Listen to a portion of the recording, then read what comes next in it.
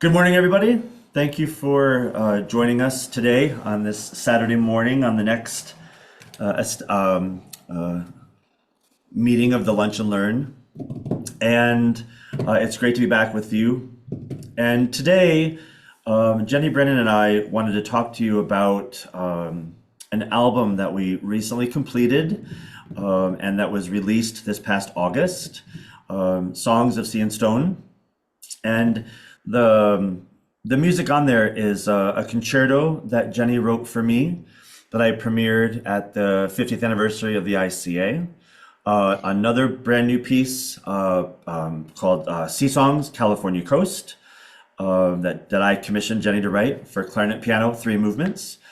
And then there's a piece called Daydreams that is written for our adult enthusiasts. It's a wonderful unaccompanied piece. Another unaccompanied piece called Mobile Array, that was actually the cadenza of the concerto that was extracted. And then another duo called The Mountain that was recorded with myself with Corey Mackey and I. And so we just wanted to talk to you about how this all came about. So my name, again, I'm Jeremy Reynolds, and I'm the clarinet professor at the University of Denver. Hi, everybody. I'm Jenni Brandon, and I am a composer, conductor, collaborator, and I'm based out in Long Beach, California. And we also want to just thank ICA for allowing us to be part of the Lunch and Learn because we love food and we love learning. So we're glad to be here. So, great. So, what we want to talk today, like Jeremy had said, was just talking about, this anatomy of making an album and just what we've been through recently with the album we've made. And so the one thing that we both definitely took away from this is that collaboration is absolutely a key element to the success of a project.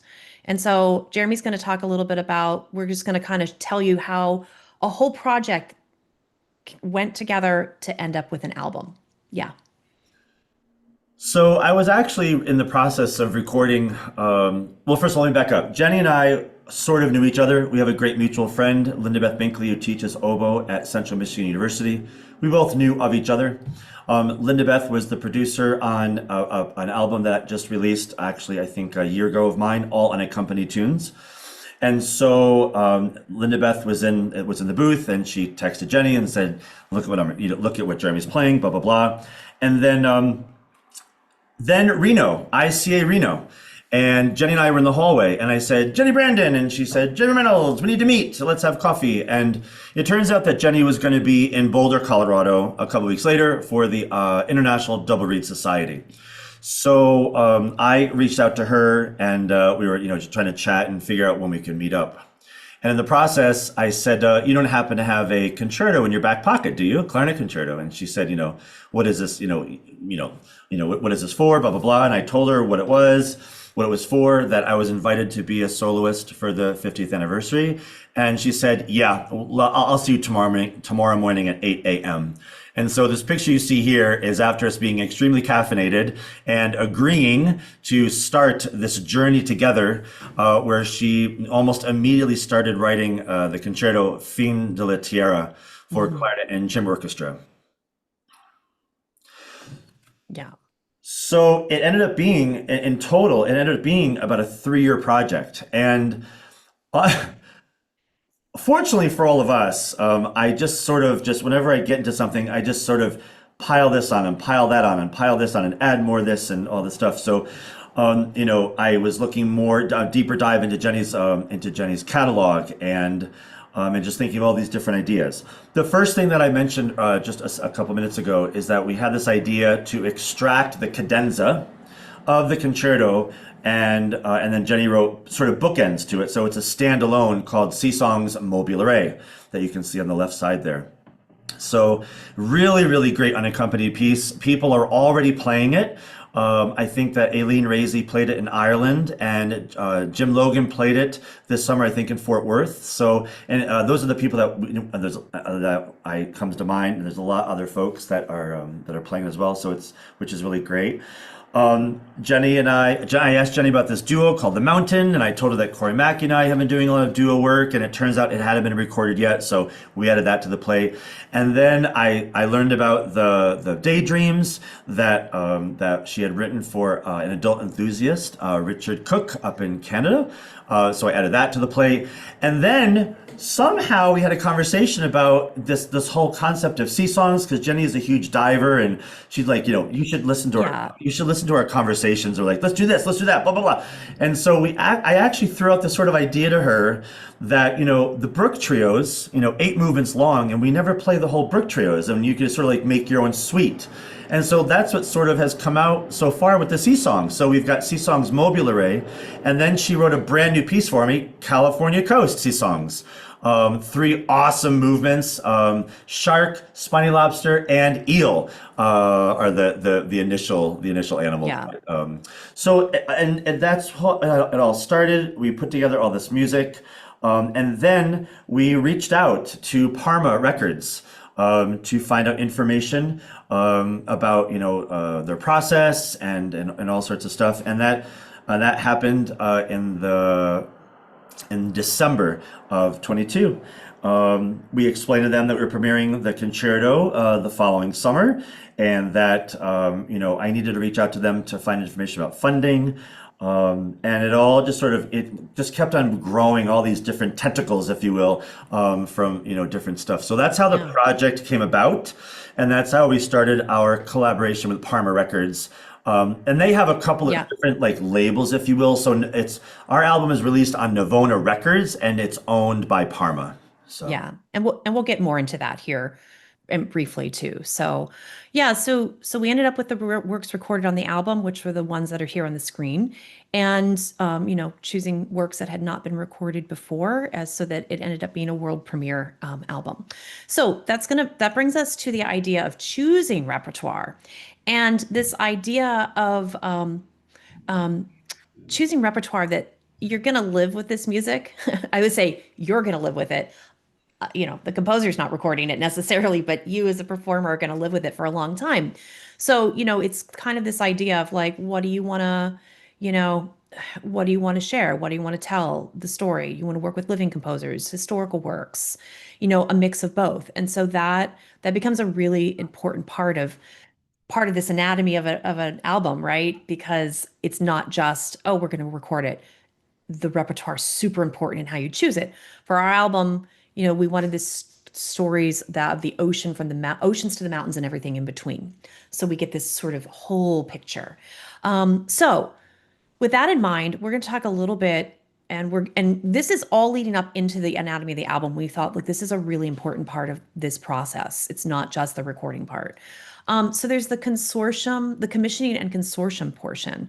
And Jeremy, do you want to talk a little bit about commission and consortium? Yeah. yeah, absolutely. So the first thing I guess we can talk about, probably the easiest is probably is the idea of putting together a consortium, a group of our fellow colleagues, clarinetists, to come together to fund a new work. And I have had tremendous success with this. An album that Jessica was just commenting on, that I did 10 years ago with the Waldland Ensemble for clarinet viola. We did all sorts of commissions. And so what I have done, and what it's really super easy to do, is just reach out to people, do like a major email blast, and propose this piece. Initially, what happens is that the primary lead commissioner will have already had some sort of preliminary conversation with the composer to get some information, to find out timeline, to find out the cost. And all that information is what you will provide for your consortium, that you're proposing for your consortium people. If you're going to record it, that's also super important to talk with the composer about, and that gets into a whole, other realm about mechanical licensing and stuff like that. And that's all stuff that also should be included in your consortium contracts, if Yeah. you will. Go ahead, Jenny.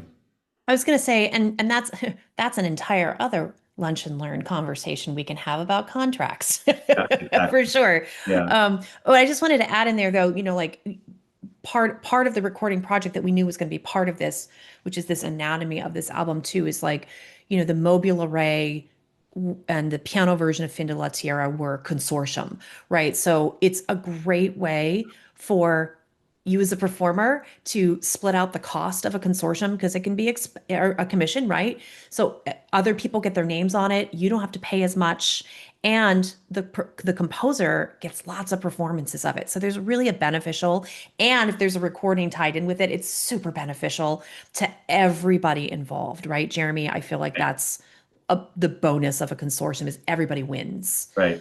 with that. So Yeah. one part of this project, it was sort of like a quasi spin-off in that regard, is that the mobile array and a piano version of the concerto was a consortium that I put together. Uh, Yeah. and then also the great thing about the consortium as well is that it gives the commissioning folks, your colleagues, like the initial rights for world premieres. And that Mm, also can help, that can help their careers as well, wherever you are in your establishments and your institutions and such. for So sure. it's a Yeah, great way to get more exposure. for sure. So now, you sort of had this, we're having this conversation about the repertoire, which is a really big, important part of this, like we said, this 3-year process of putting an album together. Um, you know, funding or finding the pieces and the consortium and the commission and all of that. Now, the idea of getting the music out there, now we start digging into the initial part of, okay, we've got this music chosen, we've got this repertoire. Now we need to start to think about how we're going to get the music out there. And there's a couple of ways, there's a couple things to think about if you're starting to think about putting together your own album. One idea is to think of identifying just straight up, like, how do you want to get it out there? And there's a handful of different ways. There's straight up self-distribution, which is great. You've got services like CD Baby, Bandcamp, Spotify, Apple Music, YouTube only. Like, you as an independent person can put all your stuff out there and it's out there, right? And so that's self-distribution. I've used CD Baby. I've known other people who've used Bandcamp. I've known people who've released just to YouTube. So there's a lot of options out there for self-distribution.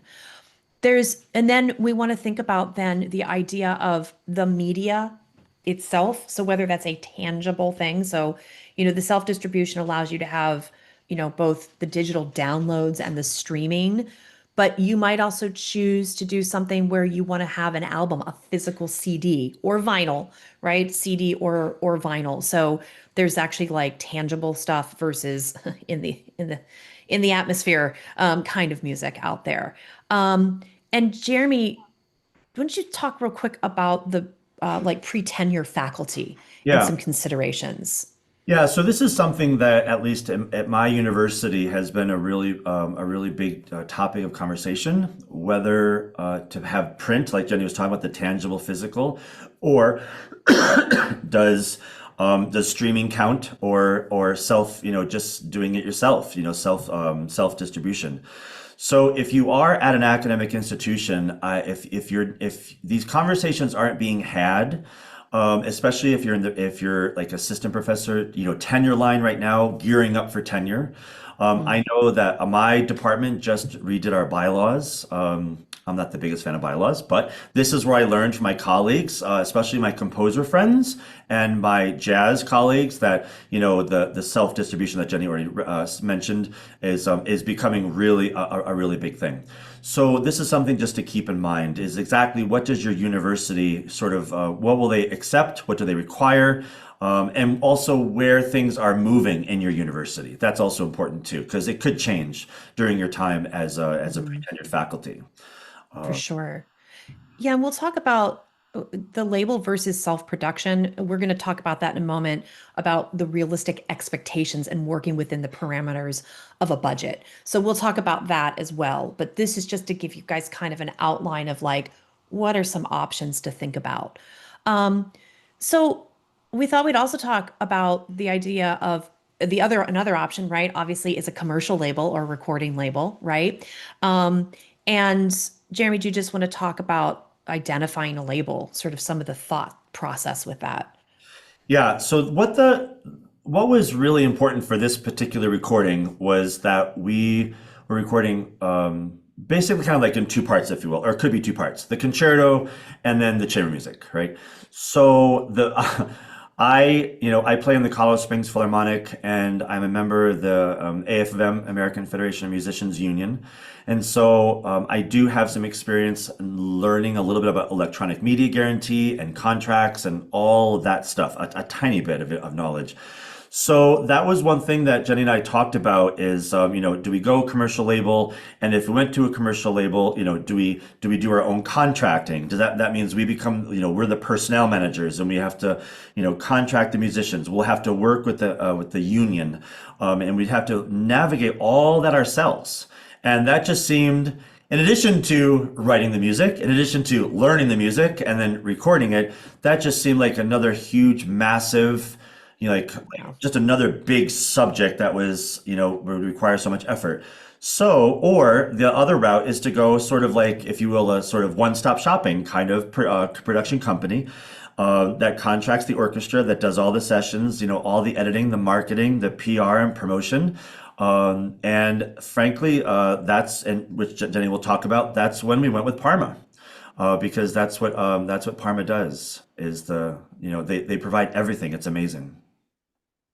Yeah. I mean, they took care of everything from booking the orchestra to editing, mixing, mastering, worldwide distribution and promotions of the album, which we'll get to in a little bit here too.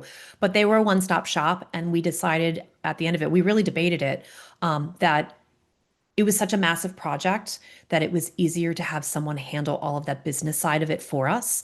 Not to say you can't do the other way, but for us and this particular project, we decided that letting somebody with the expertise in that field was important and was worth it for the expectations we had of how we wanted the album to turn out.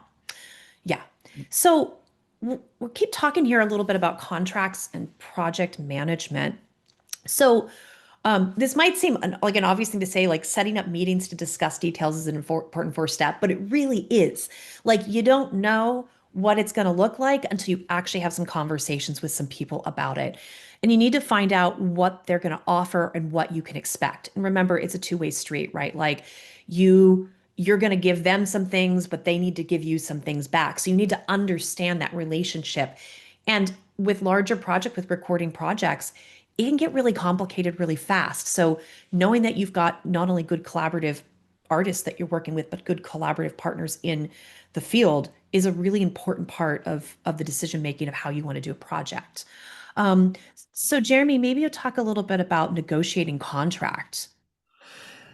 Right. So Yeah. once Jenny just said about once you start gathering all your information and once you make the decision to go with a company, it's really important to probably have a third eye to look over the material. If you're, because I'm at the University of Denver, we have our own, university lawyers that actually for this project, they did. My university changed their policy where they required anything over a certain dollar amount of grant funding had to be reviewed by their lawyers. Mm. And this was something that changed. I received this grant a couple times so far, and since the last time I got it, they raised the dollar amount, which also helped this project, but because it sort of kicked it into a different thing. So that's important that if you are part of a university or even a nonprofit, that you should probably just have a third eye look at the contract to review it over to make sure there's no concerns or maybe something you didn't think about. Because if you're in the midst of the Yeah. project, maybe there's a couple of details that you don't think about, and it's just great to have a third person. Yeah. And if you're not a university and you're independent like myself, there are services out there in California. We have California Lawyers for the Arts. So there are organizations like that. You might check within your own state to see if, there are people that you could pay for a read through of a contract and give you suggestions on it. And if you're like, whoa, that even sounds a little bit too far for me, just get other eyeballs on it. Get someone you trust to read through it with you, who's willing to just look through it, and give you some feedback on it. Um, And the reason why this is so important is because you want to make sure this is all very clear, because you need to make sure that you have very comprehensive budget to look at the whole picture, all the costs that will go towards your project for, choosing recording dates, your travel info, the Yeah. musicians, your flight, your food, your accommodations. All that needs to be in place to before you can start talking about requesting funding, which is what we'll talk about next. So that's why it's Yeah. also important to make sure that you have all the information gathered from the company you want to work with, and make sure all the ducks are in a row so that you can go to the next step of working on funding. Exactly. So that's the big question, right? How the heck are you going to pay for all of this? So, oops, and there was the rest of my contract screen. Yeah. Sorry, I was getting clever with my slides. So funding. Okay. So, how to find funding. So there's a variety of ways out there, and we used a variety of them for this project. There's the straight up fundraising crowdfunding, right? We used GoFundMe for a portion of this where we put out there and ask, and we put out whether what the project was going to be and how important it was, and if people would be willing to contribute. And so we used GoFundMe for part of our project. Um, then, and I'll let Jeremy talk a little bit about this, but I'm just going to give a quick rundown. But there's grants out there, right, to look for, and particularly Jeremy had university grants. And Jeremy, maybe you'll talk a little bit about the process of university grants for our university folks. Yeah, of course. Hopefully you have either an office on campus, or if you have colleagues in your department that have received grants in the past, that they can sort of be a mentor to you. So you can start to really add up where all the different grants are in all the different locations.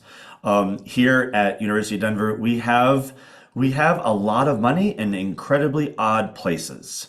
And so I'm about to start my 16th year here. And so I had a pretty good idea of where to go. So I think I received 5 grants for this project from Mm. 5 different locations. One was just a big university grant that I was actually competing against other folks.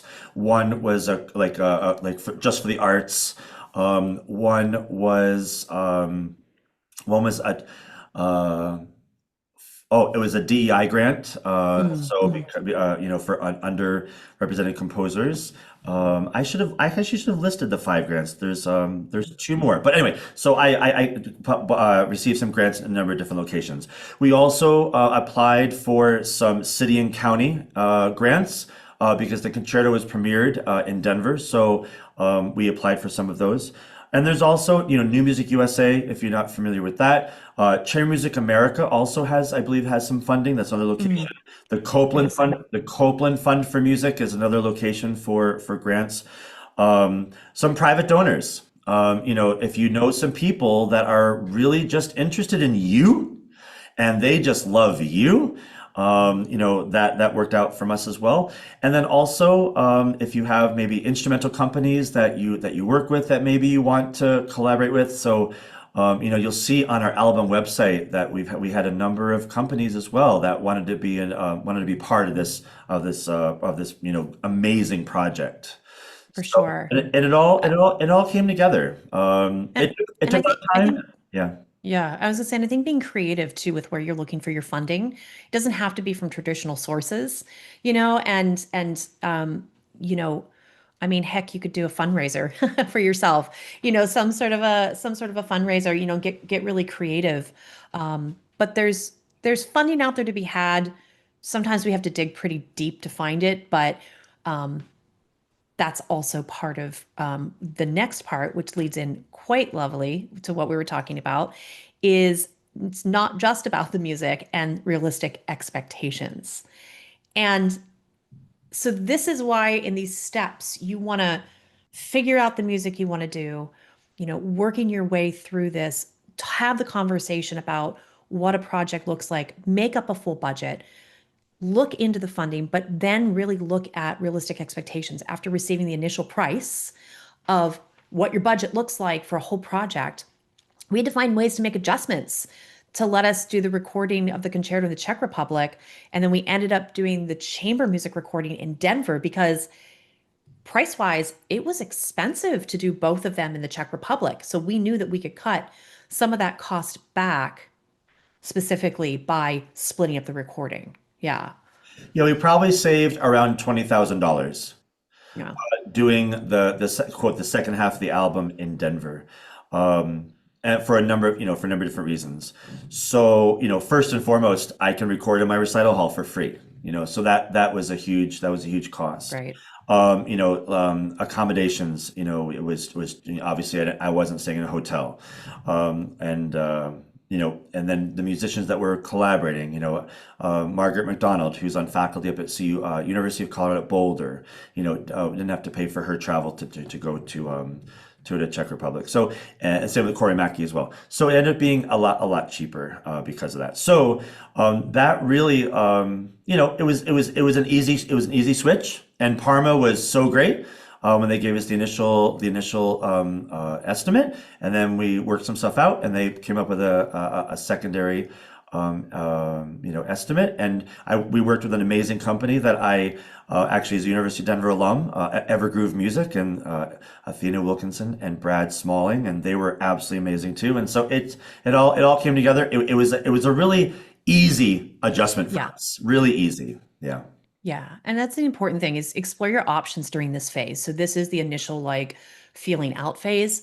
Find what works best for your budget and what's achievable, right? And that's why looking at the different options of how you want to put out your music is important. And this way, it's the realistic expectations, right? And that you're going to get something that you're super proud of and you feel like was was achievable and you feel successful at it. So Ah, now the recording begins. So finally, now so we've done all the budget, all the music, all the blah, blah, blah. Now we get to actually record the music. Which I have to tell you, for so long, putting this all together, at some point, I'm sure Jenny and I at some point said, "Are we musicians? Like, what are we doing here? Like, we've doing so We're much basically we're yeah, basic project manager. I mean, yeah. you're it's project management is We're what this doing ends up being. we're doing Yeah. so much work. It's like, That's not music. yeah, like so for months, like have we played a note in months? So yeah, so it all came together. We flew to the Czech Republic. Being a reed player, this is very important. If you ever are recording in a location outside of your own sort of comfy zone, it's important to keep that in mind. So I actually flew out a week in advance to be in Prague to get my reeds in shape. A lot of it, for all of you that came to Denver, know that I live, a mile up, and so I have high altitude reeds and low altitude reeds. So I went to get my low altitudes ready. Now we recorded in Ostrava, Czech Republic, which is in the far east side near Poland, and so. We had to make sure that we traveled, made the arrangements for travel. Parma actually had a representative who actually is a clarinet player as well. So we were in great hands. And she was sort of like our manager, if you will, to answer all of our questions. If you're going to be the performer, it's important to make sure that you think in advance of, make sure you have a true schedule of your rehearsals. If there's particular dietary things that you have that that just sits well for you, all that stuff is really important. And then that's on a personal stuff to get ready. And then Yeah. Parma assigned, this manager for us, and she gave us all sorts of suggestions. She did organize our rehearsals. They contracted the orchestra, the recording engineer. So all we had to do was just show up and just play. Jenny was down in the booth with the production team, and I was upstairs with the orchestra. Yeah, it was awesome. We rehearsed Yeah. we had a 2.5 hour rehearsal, and Yeah. the first day we recorded for 6 hours, and then the third day we recorded for 3 hours. Yep. Yeah. And so just a couple pictures from our session that I put together was kind of fun. Like it was very intense. I mean, I wasn't on stage playing, but I know it was intense for Jeremy. It was intense sitting in the booth listening and trying to find every little thing that needed to be fixed or changed or addressed. But you have to really be ready for anything. It's a marathon. Like you're training for a marathon. You truly are. I think what Jeremy would say too is that you have to be prepared with the music. I say 100%. I feel like 120% because anything can and will happen, right, Jeremy? Like anything. And you are playing for hours at a time, and your brain needs to be focused. So, like, you have got to prep in a way that you have never prepped. And I was impressed with Jeremy's prepping, the months, the year. I mean, this is the 3-year project, but like in the months in particular leading up to this, he worked every single day for hours a day on this repertoire. I think you could have probably played it by memory at that point, Jeremy. Like you More or knew the less. music. Yeah. Yeah, yeah, you knew the music so well. But that kind of dedication, I want to say, as a composer, is amazing to see a performer dig so deeply into the repertoire to do it. But when we got into this situation, I was like, oh, I understand. Because if you're not 120% prepared, man, there's a lot of pressure on you, right? You have only so many hours. You've traveled across the world. Maybe if you're just doing it at home, it doesn't even matter. You've only got so many hours to do this, and there's a lot of pressure. And so you want to be at the top of your game. And I was so impressed with Jeremy in the work that he did. And I highly recommend that you all take note of that. I feel like is maybe one of the most important things of a making of an album is the preparation it takes to go into a studio. Yeah. Or recording space. Exactly. True. Um, so Before just as a quick yeah, note, yeah, and sure. I just want to say this in terms of also being prepared. I'm not the biggest fan of using iPad, Mm, and so I am still more or less a paper only person. And I just did a trip last weekend for a Clarinet Day in Tennessee, and half of my music was on iPad because I kept on forgetting to print it out, and my iPad cracked in the airport on the way to Tennessee.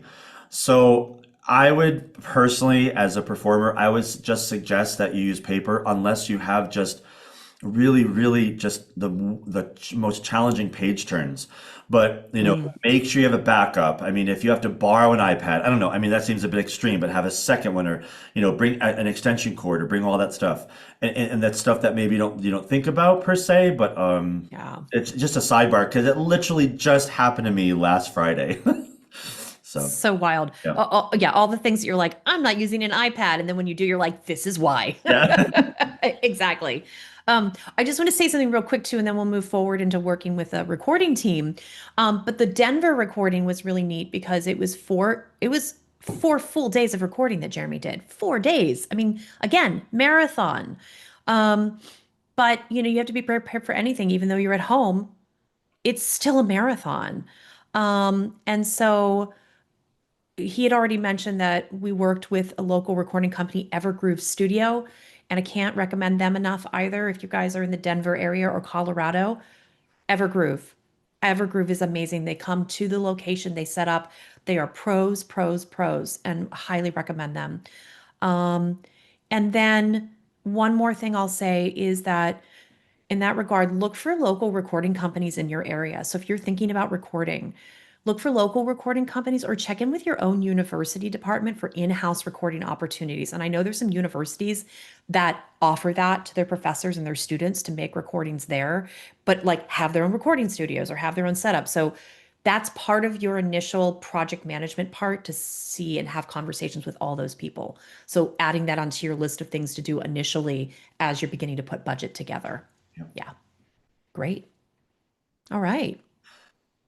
So should we talk about working with a recording team? Absolutely. So Great. just looking at the time, make sure we have leave time for a little, just some Of questions. course. Yeah. I'll We'll just kind of zip say through this. there's kind of like when once the recording is done and you shift into the editing part, I see it as sort of like just two basic possibilities. Either if you're doing self-produced, then you will receive all the tracks that you've done, and then you go through them all and you kind of piece it together like your puzzle, your best tracks, and you send it to your engineers and you work together to essentially put your album together. And or you have a company like Parma and Evergroove, with which both did this. That while recording, they were so in Czech Republic. Jenni was in the booth, and so she was telling saying yes, we need this, we need this, we need this. Use this, so that she was right there in the heat of it, right next to them, saying yes, this is the way I want, et cetera, et cetera. And then in Denver, Jenni she got sick, unfortunately, so she couldn't join us. But Evergroove kept track of all of our conversations, and they took Yeah. all the they were taking notes as we were going through it. And And I was on Zoom, so I yes, was able to still participate, but it was a bummer. But it was right. better than me coughing in the booth. Anyways, Yeah, yes. yeah.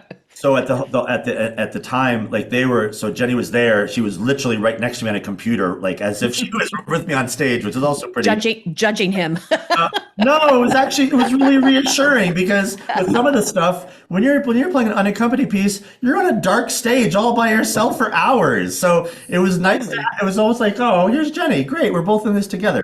So it was pretty slick. So That's both funny. companies actually put the recording together for us, and then we worked with them for there. So that was Yeah. essentially like that part of working with the recording team.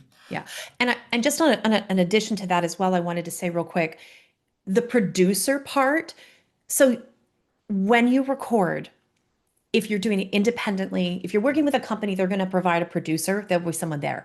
But if you're doing it independently, you're going to want to have a producer in your booth. And that producer could be the composer, maybe, or it's a friend like Jeremy was talking about. Our mutual friend, Linda Beth Binkley, was a producer and on his album, and he was a producer on her album. So he sat in the booth or she sat in the booth and said, I'm going to keep track of this for you, but nope, this take was good. Nope, this wasn't. So then that helps the engineers put it together and helps you later. So you're going to want to have someone, even if you have a producer, you may have someone else there that has a second set of ears that you trust as well. So something to consider, producer buddy. So yeah. Um, so let's go in forward here into marketing and PR. So for us, because we went with the album label, we worked through all these steps that we're telling you today were all part of the steps that we did with Parma that can be done independently, but Parma did all of these. So album cover was designed in-house at Parma. For an independent release, I just wanted to give you guys something to consider. There are graphic, you could reach out for graphic design, right? From your university, right? Maybe you know someone who does graphic design, or there's a company that I've used in the past for logos called 99designs.com. It's the number 99designs.com. They create logos, they may create cover art and things like that. So you might want to consider something like that if you're doing it as independent. Maybe you yourself are an artist, maybe you know someone's an artist, but there's lots of ways to be creative with your album cover design. But working with Parma was great because we worked with them. However, I will say our album cover was was painted by an artist in Colorado. She had made the cover painting when Jeremy performed the piece with Chamber Orchestra of the Springs in Colorado. She drew the cover, and I wonder if I have that here. Hold on, let me see if I can find it. Maybe. You mean No, the I won't go digging around. I mean, it's the cover, but she did this painting based on listening to recordings of our album, and we just loved it. We loved it. We loved it, and we went to her and we got her permission to use it. So this is actually by this artist. So we were very fortunate, and then Parma designed the album cover around it. But there are companies that'll do radio promotion. So that's the other part of the marketing PR is radio promotions and newspaper and all of that kind of stuff. If you're doing it independently, there are companies out there that will handle that for you. There's one in particular that's called Phoenix Classical. So Phoenix, like the city, or the bird, I guess.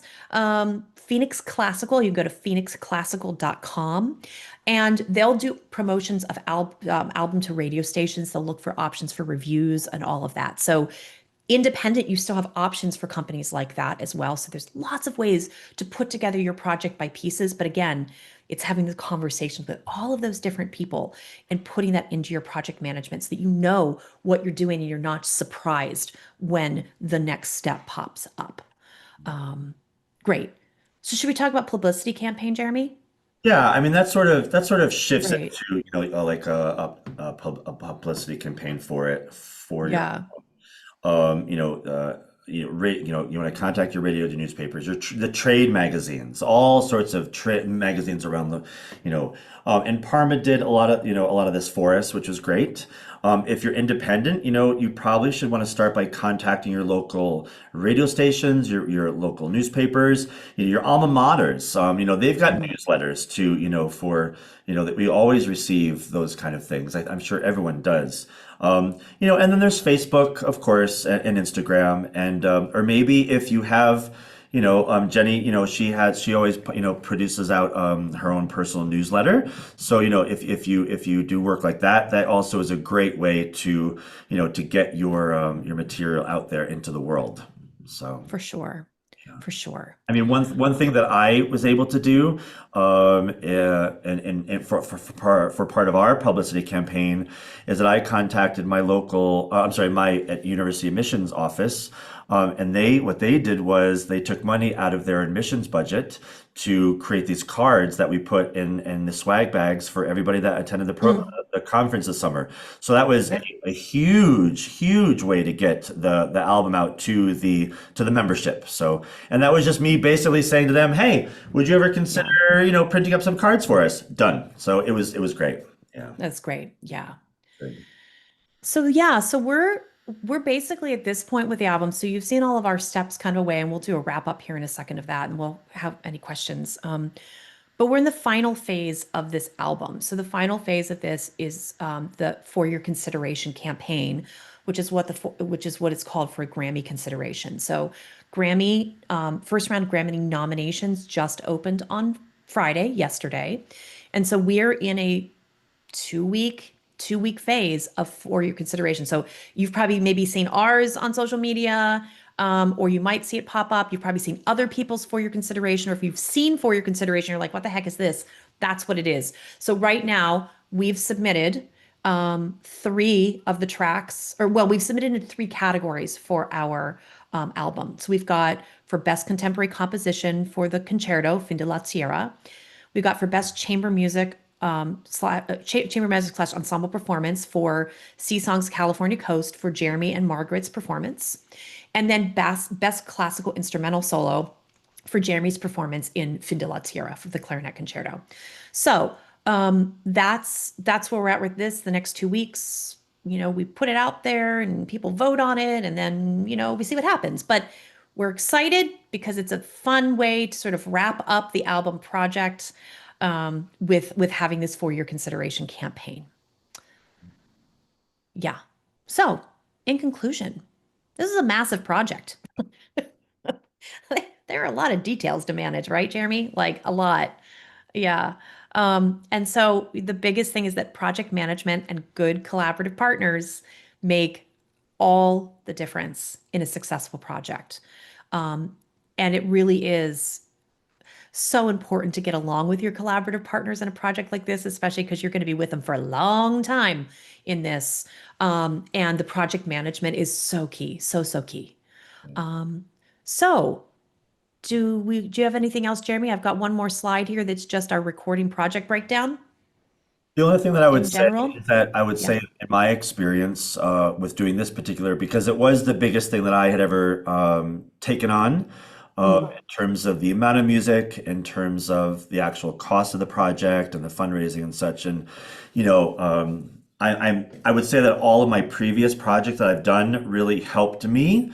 Mm. With being super prepared. Like my hall, for example, if the lights are on for a long time, they crackle with the temperature changes, and so all the stuff was essentially recorded in the like with the dark with just regular living room lamps all around. So like just stuff like that. You learn these things from project to project to project that you can bring into your experiences. So.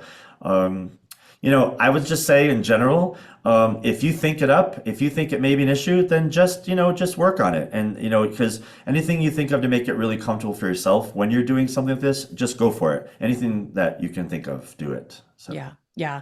So, yeah. So that's what we got for you guys. So let us know if you've got any questions or anything particular you want to ask us. Well, I certainly have questions, and I appreciate, Jeremy, you speaking about the hesitancy to move over from print. I'm gearing up for a big move myself, and I still haven't made that transition, but I'm faced with, like, how do I bring all of my sheet music with me, Oh, and yeah. will I have access to it when I get there, and so I'm gonna have to ship it by boat because I can't pack everything on the plane, and so Oh, I'm gonna wow. have to scan all of this stuff and buy a nice tablet and a foot pedal, and I'm just like, oh my gosh, I don't Right. know.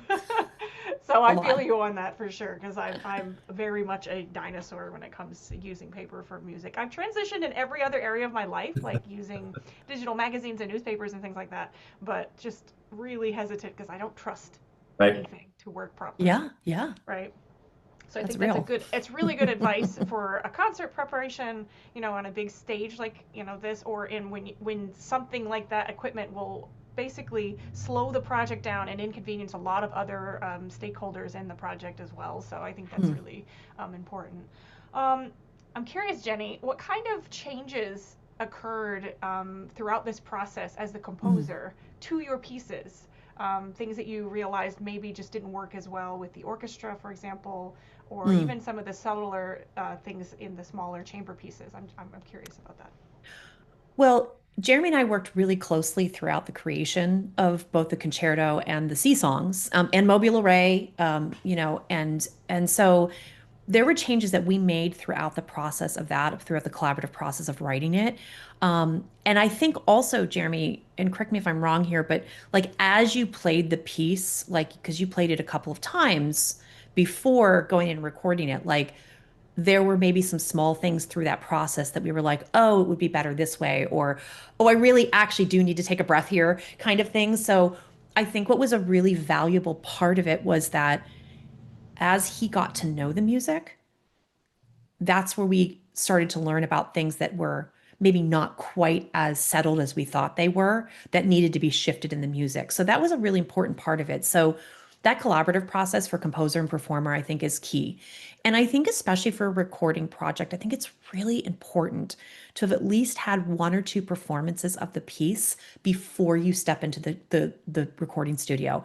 Like, ideally, I know sometimes you're like, well, I got to get this done, I got to get it recorded, but like, you're going to learn so much about the piece. The composer's going to learn stuff, especially if it's a brand new work.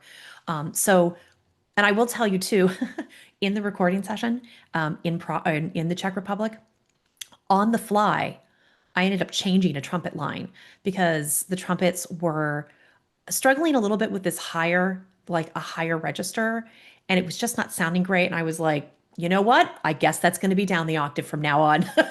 So, sort of in real time, like in the real time recording. So, I think there's some flexibility as a composer that has to come along with it as well, because sometimes it's just not working and it's okay to make a change.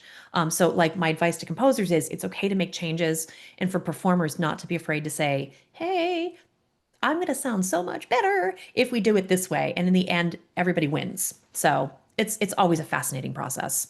And Yeah. it just so happened we were terribly lucky. I mean, rarely do you get to have multiple performances of a concerto, um, um, like leading up to it, like practicing.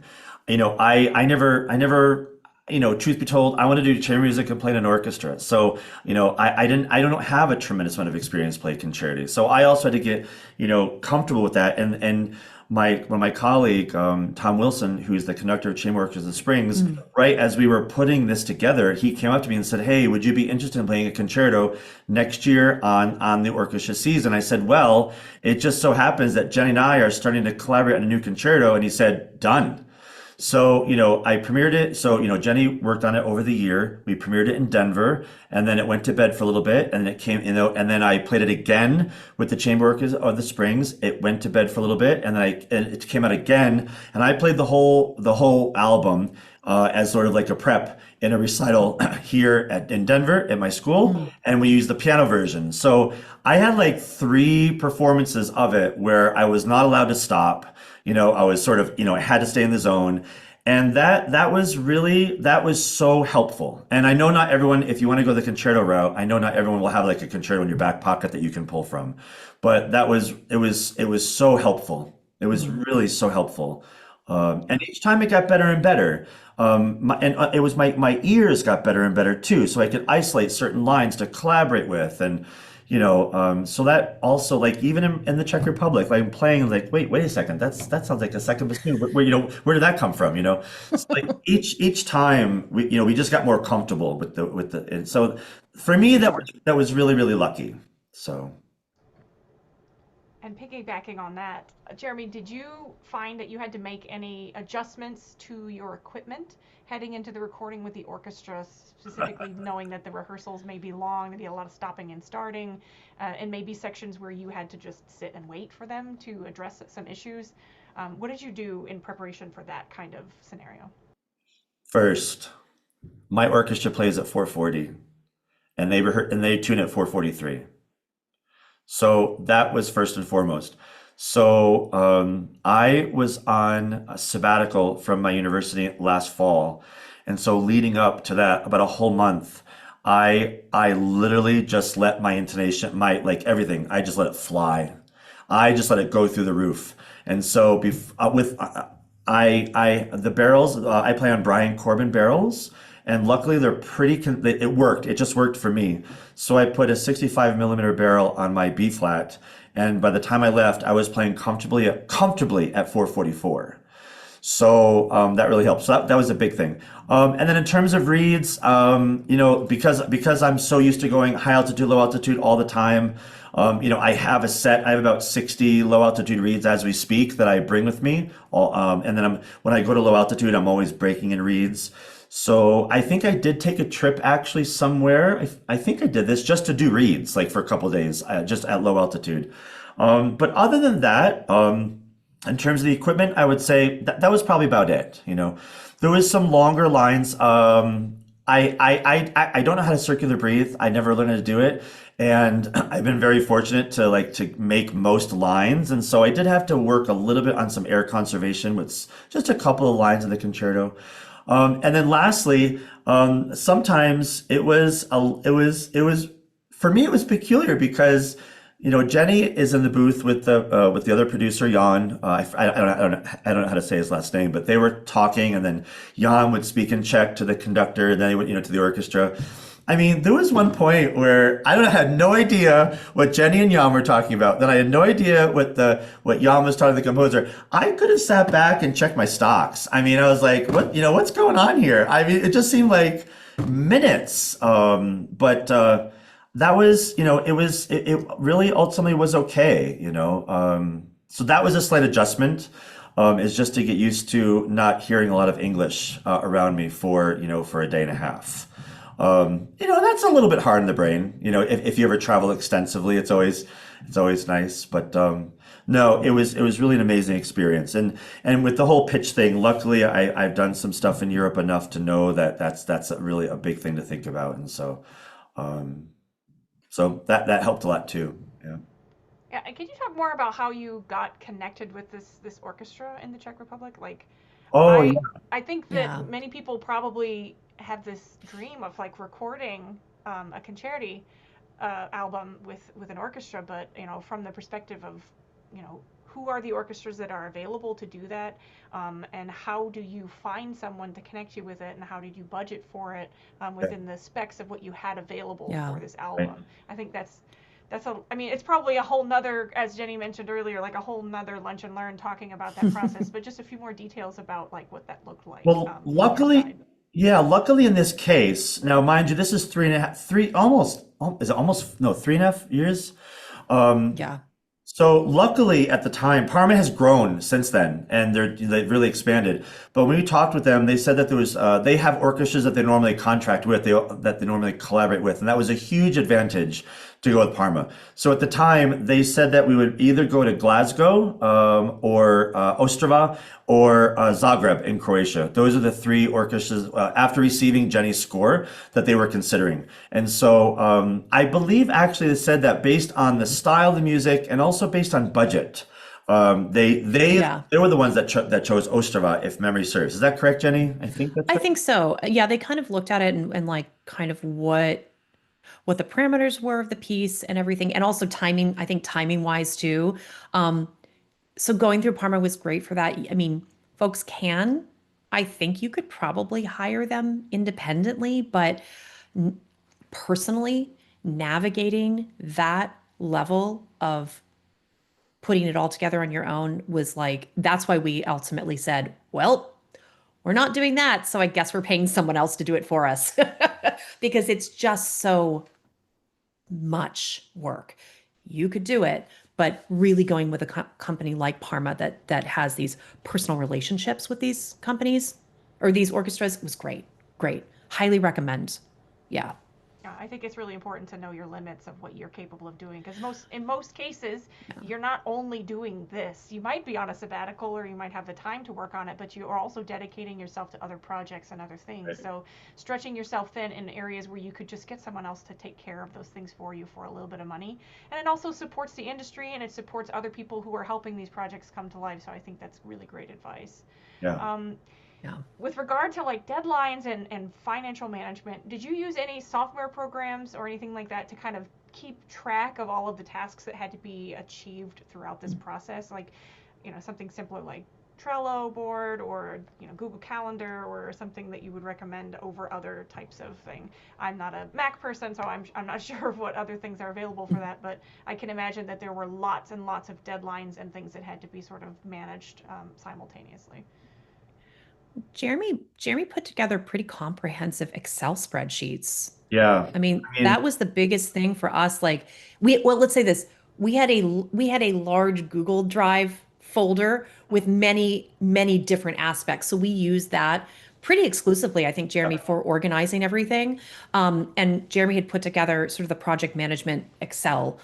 So that's what we ended up using. And we had regular meetings. I mean, we were talking all the time. I wouldn't even call it all the meetings. We were time. just talking all the time. But like, if you're doing this with someone, like scheduling regular meetings to do check-ins to make sure everyone's tasks are getting done is key. And if it's in Excel, I love Trello. I use Trello for my projects too. But yeah, Jeremy, I mean, that was successful for us. Yeah, it worked. I had, Yeah. I know I had one that I don't know if I share with Jenny. It was just like my own spreadsheet for like the grant Oh, deadlines, like for the yeah. university grant deadlines, which, I had to make sure I did. I mean, the one thing I had to do, because, the project that was basically the same in terms of the grant stuff, I did have to keep track of what I was saying to each different area, and making sure that I was writing for that specific grant. I made sure that I mean, you have to mix up some stuff, but what if it's the same people on the same committee? So that was also important to reword some stuff. I used a little bit of ChatGPT actually just to rephrase things. ChatGPT is not really awful. It's awful for us musicians, but once you have like the principal stuff all written, all done actually, and then if I used maybe just to rephrase a couple things. I borrowed a couple things here and there, but you can't have ChatGPT write you a grant on something that doesn't exist yet. So it's really stupid. It's not a reliable resource in the least for us. But yeah, so I think we worked off just a couple of spreadsheets, and that worked for us. Yeah. Yeah. Nice.